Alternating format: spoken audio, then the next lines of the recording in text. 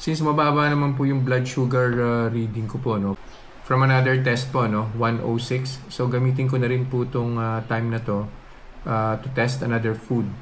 So, meron po akong nakitang mais na sa market, public market. Naging interesado lang po ako kasi kulay pula po siya.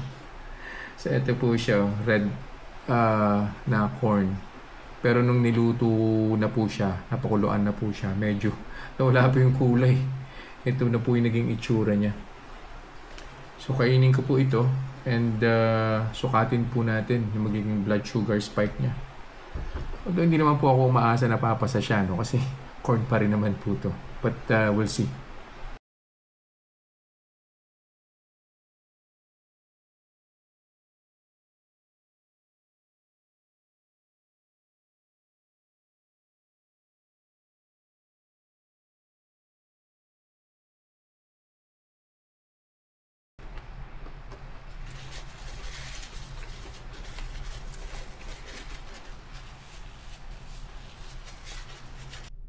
One hour na po. Kuha na po tayo ng blood sugar.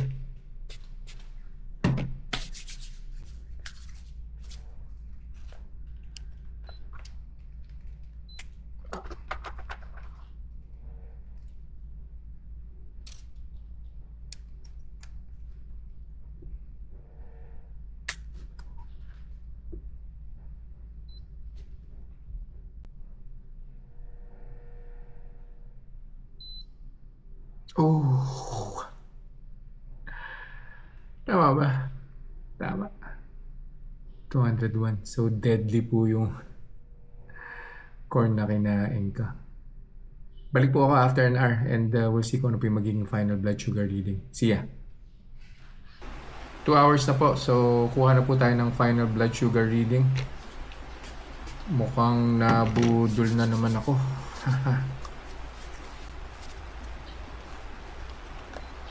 There you go.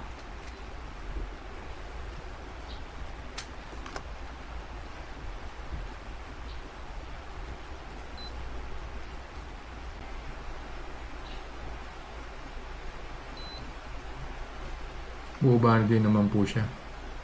So I think nag-start po tayo ng 106, no? Tapos umakyat po siya ng 201. Now it's 162. Super high pa rin siya. So definitely hindi po siya recommended. Nayari na naman yung blood sugar ko.